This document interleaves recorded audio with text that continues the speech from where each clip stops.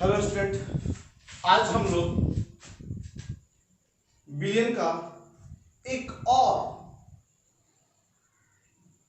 सांख्यिकी इकाई पढ़ा जाए और वो है पार्ट पर मिलियन। पार्ट पर मिलियन, पार्ट पर मिलियन। अब देखिए इसको हम पार्ट पर मिलियन भी करते हैं। यही है पार्ट पर मिलियन। देखिए आपको हम पहले ही बता दिए हैं हमने कि आपको अब जो प्रश्न देगा, देखिए ये जो साधारण की इकाई बहुत इंपॉर्टेंट है, बहुत ही इंपॉर्टेंट है। ये साधारण की इकाई बहुत ज्यादा इंपॉर्टेंट है। इसलिए इंपॉर्टेंट है कि देखिए आपको जितने भी साधारण की इकाई हम लोग पढ़े हैं सब में एक दूसरे से रिलेशन है, सब में एक दूसरे से क्या है, रिलेशन है। आगे हम लोग अणुसंख्या गुणधर्म पढ़ेंगे। आगे हम लोग जब पढ़ेंगे अणुसंख्या गुणधर्म, उसमें एक इकाई से दूसरे इकाई के बीच में संबंध का जरूरत पड़ेगा। इसलिए इसे पढ़ना जरूरी है, आपको पढ़ना भी जरूरी है। आप कोई भी वीडियो, देखिए हम वीडियो जो बना रहे हैं हम उसको लेक्चर 1, लेक्चर 2, लेक्चर 3, लेक्चर 4 करके बना रहे हैं। आप उस वीडियो को आप शुरू से देखें, आप एक ही बार सीधे इस वीडियो को ना देखें, आप एक एक करके सारा वीडियो देखें। और ये चैनल को सब्सक्राइब कर लें, जिससे कि क्या होता है कि हम जब भी कोई वीडियो बनाए तो आपको नोटिस हो जाए। और हम डेली एक वीडियो बना रहे हैं। ये लॉकडाउन है जब तक कि आप घर पे बैठो तो कुछ काम करो। अब देखिए यहां पे हम लोग इसको शॉर्टकट में पीपीएम भी बोलेंगे, पीपीएम भी बोलेंगे।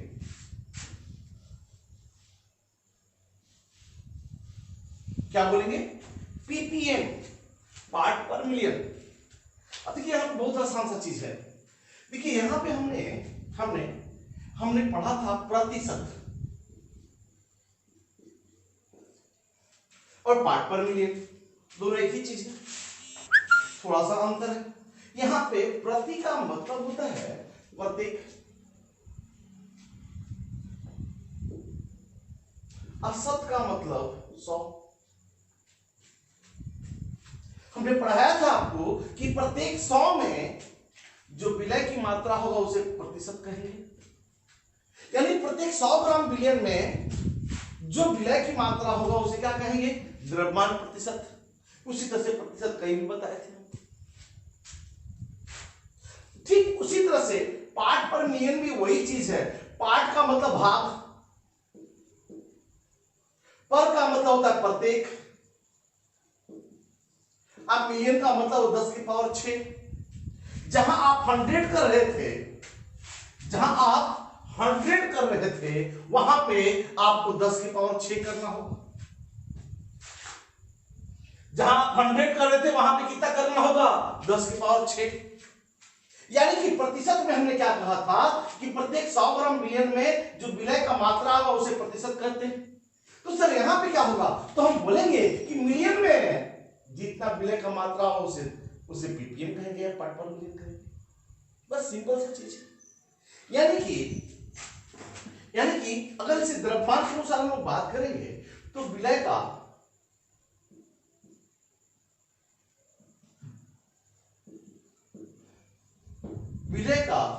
वह भाग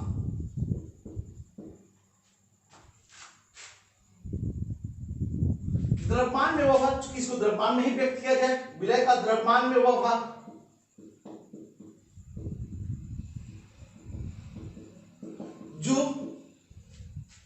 जो 10 की पावर 6 ग्राम बिलियन में उपस्थित होता है उसे पीपीएम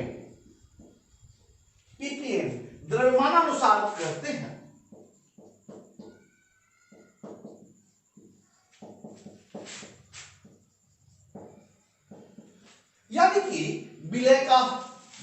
ग्राम में वह भाग जो 10 के पावर 6 ग्राम बिलियन में उपस्थित हो। बस सिंपल सा बात है। यहाँ पे जो प्रतिशत में कहते थे कि 100 ग्राम में जो विलय का द्रव्यमान वो उसे प्रतिशत कहते हैं, तो यहाँ पे 10 ग्राम में 10 के पावर 6 ग्राम में, क्योंकि यहाँ पे मिलियन है, 10 के पावर 6 ग्राम बिलियन में विलय का जितना ग्राम होगा उसे पीपीएम कहेंगे।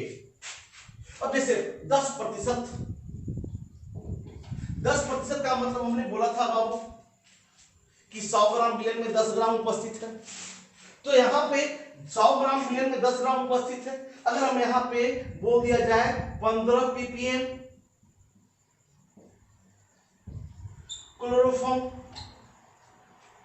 क्लोरोफॉर्म द्रव्यमानानुसार का क्या अर्थ होगा? बस वही सेम चीज है कि यहाँ पे 10% हमने बोला था, तो 10 ग्राम उपस्थित है 100 ग्राम में, तो यहाँ पे 15 ppm है, यानी 15 भाग प्रत्येक 10 के पावर 6 भाग में, यानी कि यहाँ पे क्या हुआ, इसका पीपीएम का मतलब क्या होगा, 15 भाग प्रत्येक 10 के पावर 6 भाग में। इसका मतलब अर्थ क्या है कि 15 ग्राम क्लोरोफॉर्म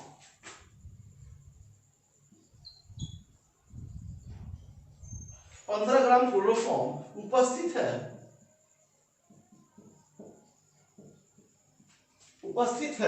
कहां, 10 के पावर 6 ग्राम बिलियन। 10 के पावर 6 ग्राम बिलियन में आपका कितना ग्राम क्लोरोफॉर्म उपस्थित है, तो 15 ग्राम उपस्थित है, इसलिए इसको हम क्या बोलेंगे, पीपीएम। सर इसमें क्या करते हैं, इसका निकालते कैसे हैं? जैसे हमको द्रव्यमान प्रतिशत अगर निकालना होता तो कैसे निकालते हैं? द्रव्यमान प्रतिशत कैसे निकाला जाता है?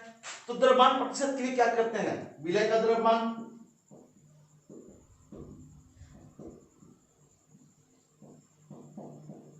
बट्टा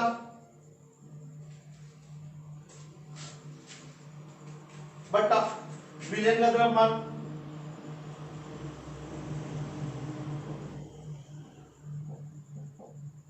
गुने 100, ये आपका द्रव्यमान प्रतिशत निकला। तो सर पीपीएम कैसे निकालेंगे? तो बाबा वही सेम चीज है, इसमें अगर ए का पीपीएम निकालना हो,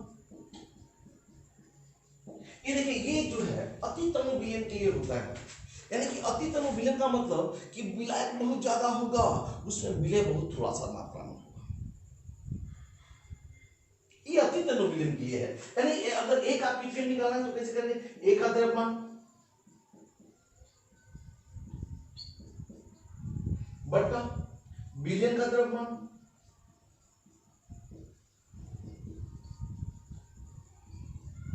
गुने 10 के पावर 6।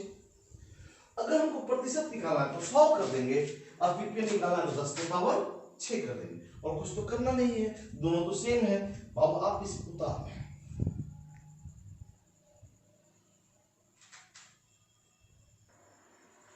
अब बाबू इस पे एक एनसीईआरटी में क्वेश्चन दिया हुआ है, एक एनसीईआरटी में क्वेश्चन दिया हुआ है, क्वेश्चन नंबर 9 है अभ्यास का। अभ्यास का एक क्वेश्चन है 9, आप इसे ध्यान से देखो। कहता है कि एक पीने का पानी है जो दूषित है क्लोरोफॉर्म से, और इसे कहता है कि इसे एक जानकारी भी मिलती है कि क्लोरोफॉर्म वाला पानी पियोगे तो बाबू कैंसर हो सकता है, एक जानकारी का चीज है।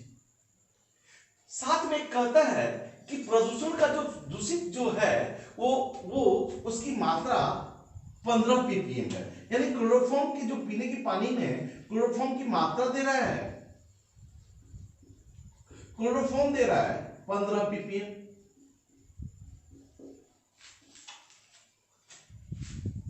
क्लोरोफॉर्म कितना ppm, 15 ppm दे रहा है क्लोरोफॉर्म।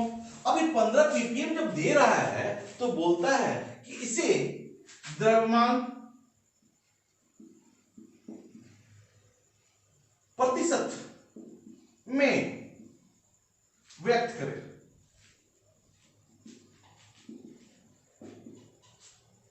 पहला क्वेश्चन क्या है, द्रव्यमान प्रतिशत में व्यक्त करें। और दूसरा क्वेश्चन यहां पे दे रहा है क्या कि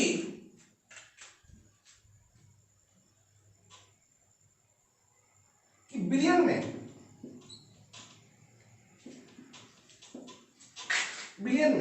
क्लोरोफॉर्म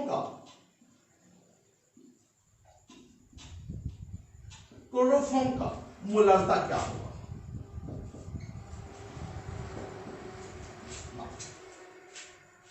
बहुत सिंपल सा क्वेश्चन है, बहुत इजी क्वेश्चन है कि क्लोरोफॉर्म है 15 ppm है क्लोरोफॉर्म, बोलता है कि इसका द्रव्यमान प्रतिशत में 15 ppm, इसको द्रव्यमान प्रतिशत में व्यक्त कीजिए। तो ठीक है, क्लोरोफॉर्म ppm में इसको प्रतिशत में व्यक्त कर देंगे। और जब ये ppm में दिया हुआ है तो इसका मोलारता की बात करना है। तो हमने बार बार पहले भी बोला है आपको कि एक इकाई को दूसरी इकाई में परिवर्तन करना है हमें, ऐसा प्रॉब्लम देगा। प्रतिशत दिया रहेगा, मोलारता निकालने के लिए बोलेगा, मोलारता दिया रहेगा, प्रतिशत निकालने के लिए बोलेगा। आपको एक दूसरे से आपको घर पे बनाना भी होगा, बैठना भी होगा। आप कमेंट कीजिए इस पे। अब देखिए यहां पे सबसे पहले हम ये जाने कि 15 जो इकाई दिया होगा उसका मतलब क्या होगा। जो यहां पे क्लोरोफॉर्म तो 15 ppm द्रव्यमानानुसार दिया है, तो 15 ppm जो क्लोरोफॉर्म जो दिया हुआ है वो द्रव्यमानानुसार दिया हुआ है।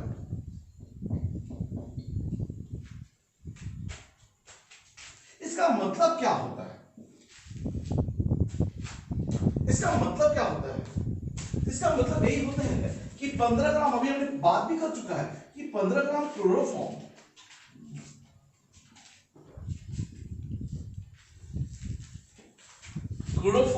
प्रेजेंट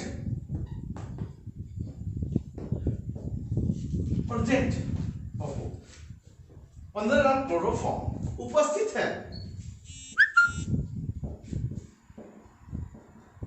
10 के पावर 6 ग्राम बिलियन। इसका मतलब हमें क्या क्या मिल गया? हमें मिल गया पहला का क्वेश्चन, द्रव्यमान प्रतिशत का गणना।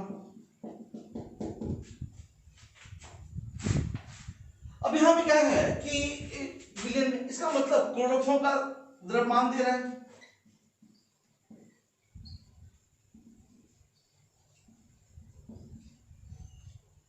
बराबर 15 ग्राम। अब इसके बाद बिलियन का द्रव्यमान दे रहा है,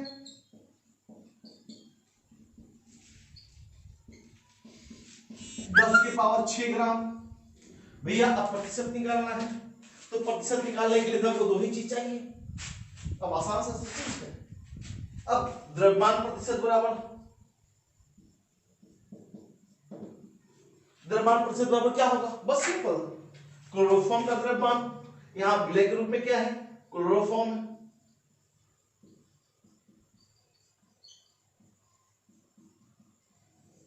क्लोरोफॉर्म का द्रव्यमान बट्टा बिलियन का द्रव्यमान,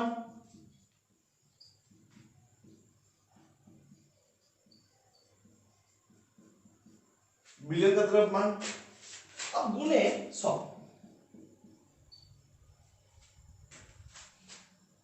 अब ये क्लोरोफॉर्म का द्रव्यमान कितना है? क्लोरोफॉर्म का द्रव्यमान दिया हुआ है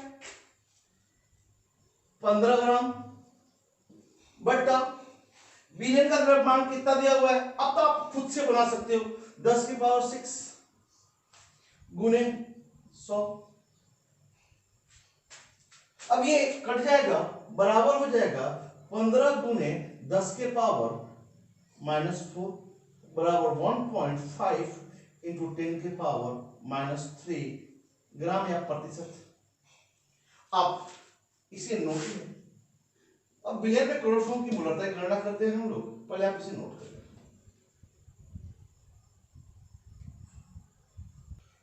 अब बाबू अब हमें क्या करना है?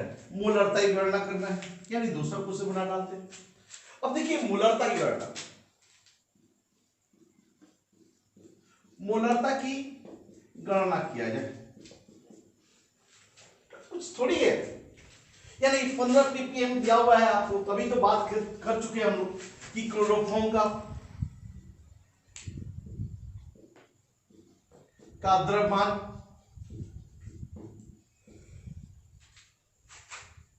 क्लोरोफॉर्म का द्रव्यमान 15 ग्राम दिया हुआ है। अब यहां पे क्लोरोफॉर्म है ये ऐसे CH Cl3 का अणु द्रव्यमान। अब इसका अणु द्रव्यमान कैसे निकलेगा? आप क्या जानते हो? कार्बन का क्या होता है? 12 होता है।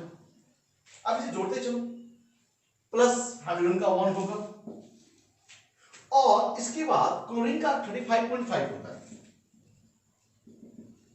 इनटू 3।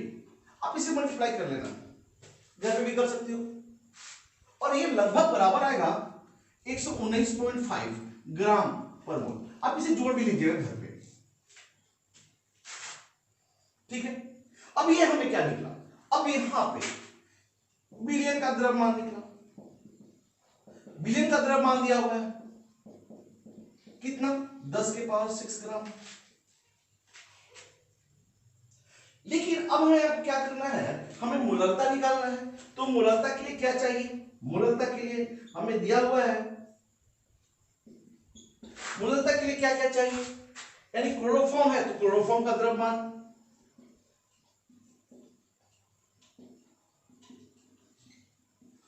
बट्टा क्लोरोफॉर्म का अणु द्रव्यमान,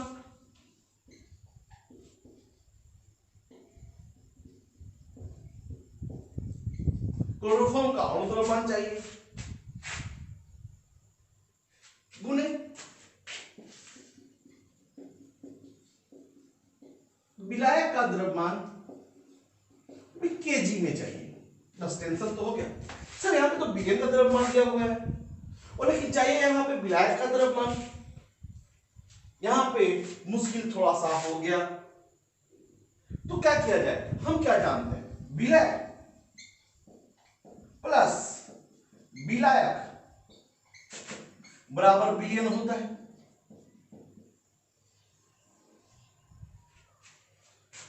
विलायक प्लस विलायक बराबर बिलियन होता है, आप तो जानते हो। तो क्या हुआ? विलायक कैसे लिखा जाए? विलयन में से विलय को हटा दिया जाए, यानी विलय का द्रव्यमान बराबर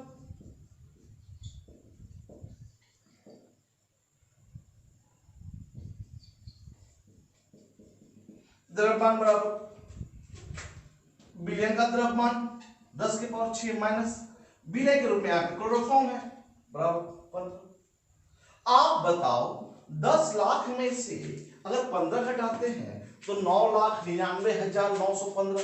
अब इतना करने की जरूरत नहीं है, ये लगभग बराबर हो जाएगा, ये लगभग बराबर हो जाएगा 10 के पावर 6 ग्राम। हेडक से दूर हो गया हम लोग का। अब बताइए 10 के पावर 6 ग्राम। अब हम इसको क्या करें? अब इसको केजी में बदलना होगा, क्योंकि हमें विलय का द्रव्यमान केजी में चाहिए, तो केजी में बदलने के लिए 1000 से डिवाइड कर देंगे। तो 1000 से जैसे डिवाइड करेंगे तो 10 के पावर 6 डिवाइडेड बाय 1000 केजी बराबर 10 के पावर 3 केजी। अब आप यहां पे सब कुछ जान गए। यहां पे क्लोरोफॉर्म का द्रव्यमान, क्लोरोफॉर्म का द्रव्यमान कितना है? तो 15 ग्राम है, आपने देख लिया। अब इसे ऐसे कर दीजिए, ऐसे जाएंगे, ऐसे आएंगे। 15 ग्राम क्लोरोफॉर्म का अणु द्रव्यमान कितना हो? क्लोरोफॉर्म का अणु द्रव्यमान तो 119.5 ग्राम प्रति मोल, तो मोल ऊपर चला जाएगा। अब इसे विलायक का द्रव्यमान, तो विलायक का द्रव्यमान 10 के पावर 3 केजी। अब आप एक काम करो, अब इसको नोट कर लो, अब इसको सॉल्व करोगे तो आंसर आ जाएगा। आप इसे नोट कर लो। अब इसे सॉल्व करेंगे तो ये बराबर आएगा 0.125 और भी समथिंग आएगा डिवाइडेड बाय 10 के पावर 3। अब इसे हम साइंटिफिक वैल्यू दे दें तो 1.25 गुणे 10 के पावर 4 m आंसर। आप इसे नोट कर लो, आप इसे नोट कर लो। देखिए अब हमारा एक क्वेश्चन हमने आपको बनाने के लिए दिया था कि आप जिस समय मोलरता पढ़ा रहे थे तो उस समय क्वेश्चन दिया था कि बाबू आप इसको घर पे ट्राई कीजिए। तो कुछ लोग बोला है सर नहीं बन रहा है, आप इसे बना दीजिए। तो ठीक है, देखिए कुछ नहीं क्वेश्चन में आप कुछ नहीं समझे नहीं आप ढंग से। देखिए आपको क्या कर रहे हैं, यहाँ पे मोलरता निकालने की बात कर रहे हैं और मोलरता के लिए यहाँ पे बिलियन ले रहा है 450 ml, ठीक है। अब इसमें 5 ग्राम NaOH डाल रहा है, 5 ग्राम NaOH डाल रहा है। बोला मोलरता क्या है,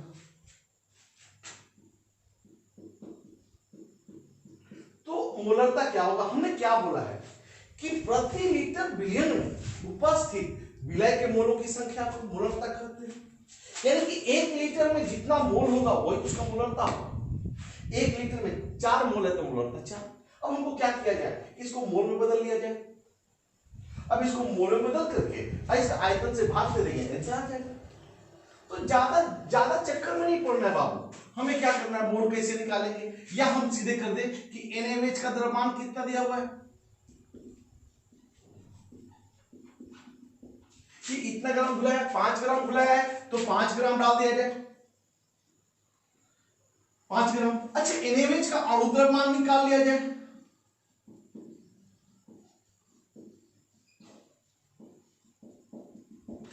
NaOH का अणु द्रव्यमान निकाल लिया जाए तो NaOH का अणु द्रव्यमान कितना होगा, तो NaOH का अणु द्रव्यमान Na का 23, सोडियम का 23, ऑक्सीजन का 16 और हाइड्रोजन का 1। तो इसको जोड़ेंगे तो हमारा ये आएगा 40 ग्राम पर मोल। अच्छा एक चीज और भी है, यहां पे बिलियन का आयतन दिया हुआ है,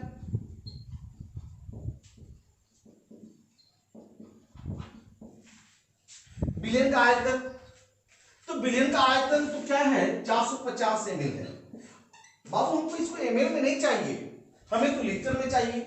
तो लीटर के लिए क्या करेंगे, ऑब्वियसली 1000 से भागा दे देंगे। तो 1000 से भागा दे देंगे तो क्या हो जाएगा, 1000 से भागा 0.450 लीटर। अब बताओ आप 3 आइटम जान गए, चौथा आइटम तो आसानी से निकल जाएगा। आपको बोला क्या है मोलरता बराबर क्या होगा, मोलरता बराबर क्या होगा, विलय का द्रव्यमान यानी NaOH का द्रव्यमान, यहां विलय के रूप में क्या है NaOH,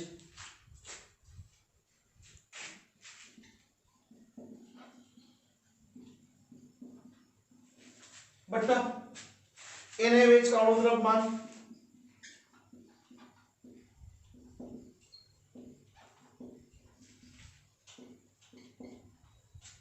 अणु द्रव्यमान गुणे बिलियन का आयतन चाहिए, किसमें, लीटर में। NaOH का द्रव्यमान कितना दिया हुआ है 5 ग्राम,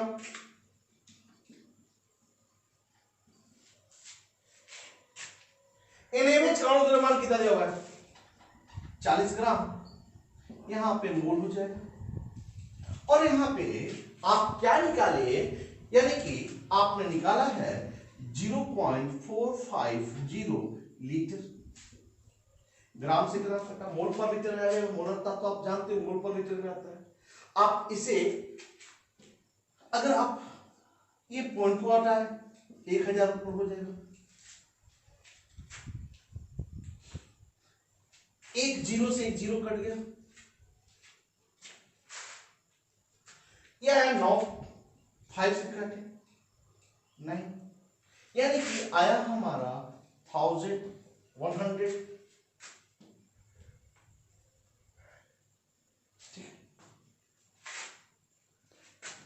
डिवाइडेड बाय 40। अच्छा एक जीरो से एक जीरो और काट दिया जाए, यानी कि हमारे पास आया 10/36 मोल पर लीटर। अब इसे हम सॉल्व कर लेंगे तो हमारा आंसर आ जाएगा। आप इसे नोट कर लो।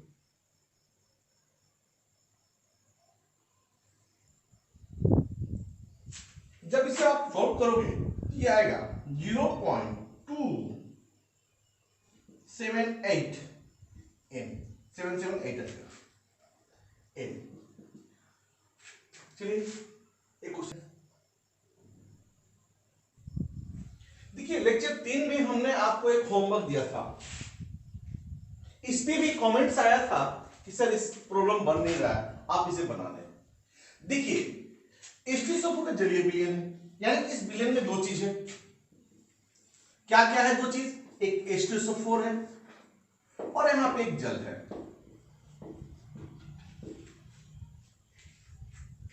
H2SO4 का जलीय विलयन है। H2SO4 का जलीय विलयन में दो चीजें क्या है? H2SO4 है और क्या है? जल है। अब इसमें विलयन में जल का मोल अंश दे रहा है 0.85। अब इसमें बोल रहा है क्या? इसकी मोललता की गणना करें। बहुत सा सिंपल सा चीज है।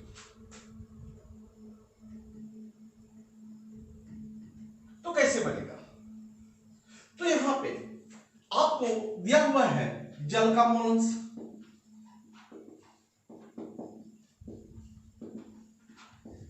x1 मान लो बराबर 0.85। आपको मालूम है कि विलयन का मोल अंश, विलयन का जो होता है, दोनों का मोल अंश का जोड़ एक होना चाहिए। जल का मोल अंश और H2SO4 का मोल अंश, यानी कि H2SO4 का मोल अंश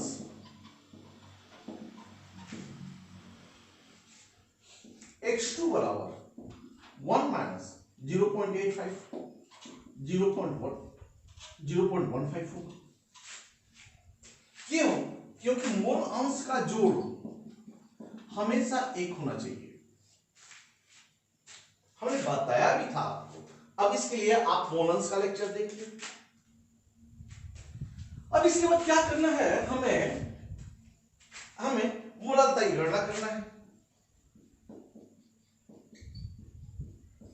मोललता बराबर व्हाट? अब ये बताइए मोललता क्या है? जब तक हम लोग मोललता नहीं जानेंगे तब तक हम इस प्रॉब्लम को सॉल्व नहीं कर सकते। मोललता क्या है? मोललता का है कि मोललता अर्थात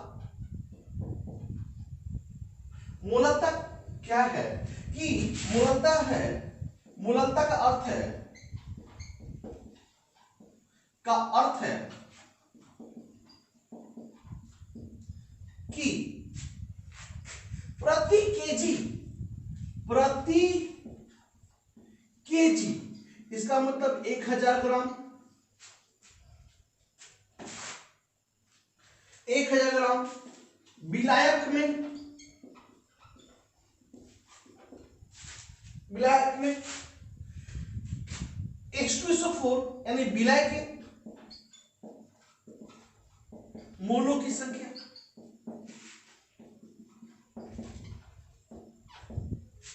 अब यहां पे बोल रहे हैं मोललता निकालने के लिए। मोललता आप क्या जानते हो कि 1 केजी में जितना विलय का मोल होता है उसे मोललता कहते हैं।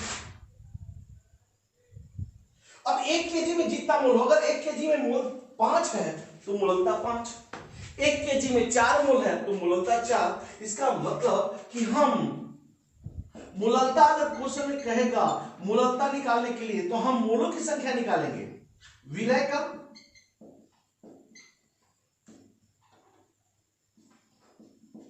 मोलों की संख्या निकालेंगे। लेकिन कब? जब यहां विलायक के रूप में क्या है? जल का द्रव्यमान बराबर 1000 ग्राम। यानी जब मोललता निकालने की बात करेगा तो आप मोललता के चक्कर में मत पड़िए। मोललता है क्या चीज कि 1 केजी विलायक में विलायक के मोलों की संख्या, 1 केजी विलायक में विलायक के मोलों की संख्या को मोललता कहते हैं। तो यानी कि मोललता निकालने की बात करेंगे तो विलायक के मोलों की संख्या निकालो ना बाबा, और विलय के जैसे मोलों की संख्या निकालते हो, लेकिन ध्यान रखना है कब, जब विलय का द्रव्यमान यानी जल का द्रव्यमान 1000 ग्राम, आसान से निकल जाएगा। अब कैसे, देखिए यहां पे माना कि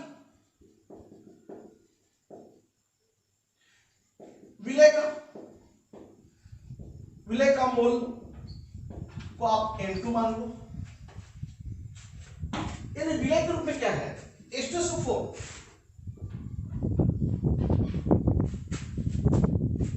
जल का द्रव्यमान दे रहा है,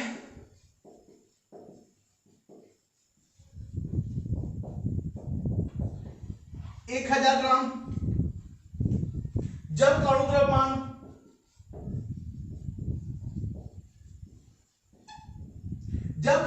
कितना होता है, 18 ग्राम पर मोल। अब बताइए आप कि जल का मोल बराबर नहीं निकल जाएगा,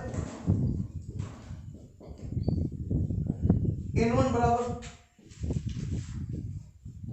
जल का द्रव्यमान दिया गया द्रव्यमान बटा उसका अणु द्रव्यमान बराबर 55.5 मोल।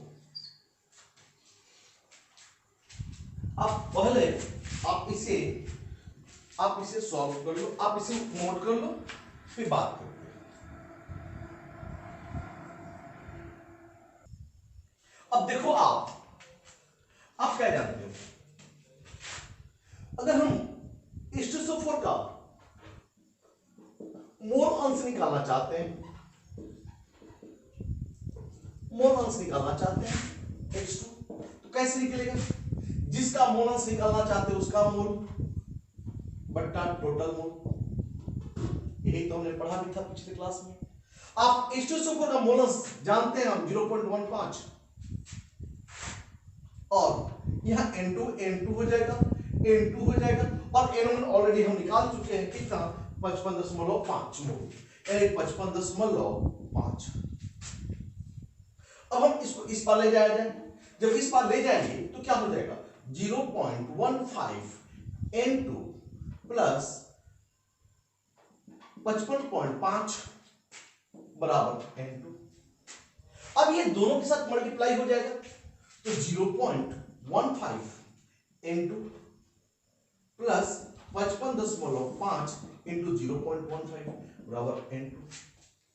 अब एक काम करते हैं, इसको हम इस पार ले जाते हैं, तो इस बार प्लस में है तो इस पार जाएगा तो क्या हो जाएगा, माइनस हो जाएगा, यानी N2 सीधे N2 माइनस 0.15। देखिए हमने लिख रहे हैं बाहर, लेकिन ये इस पार आया है, दिमाग में बैठाओ, इसको हम इस पार ले जा रहे हैं, तो ये प्लस में तो ये क्या हो जाएगा, माइनस में हो जाएगा, लेकिन हम पहले इसको लिख दे रहे हैं, ये क्या हो जाएगा, N2 बराबर 55.5 इंटू 0.15। अब हम इसको क्या करते हैं, जब हम इसको घटाएंगे तो 0.85 N2 होगा बराबर 55.5 इंटू 0.15 N2 बराबर, ये N2 बराबर हो जाएगा 55.5 इंटू 0.15 डिवाइडेड बाय 0.85। जब आप इसे सॉल्व करोगे तो ये आएगा N2 बराबर 9.8 के लगभग आएगा। इसका मतलब इतना मोल है कब, जब विलय का द्रव्यमान 1000 ग्राम है, इसका मतलब मोललता बराबर हो जाएगा 0.98 in आंसर। आप इसे नोट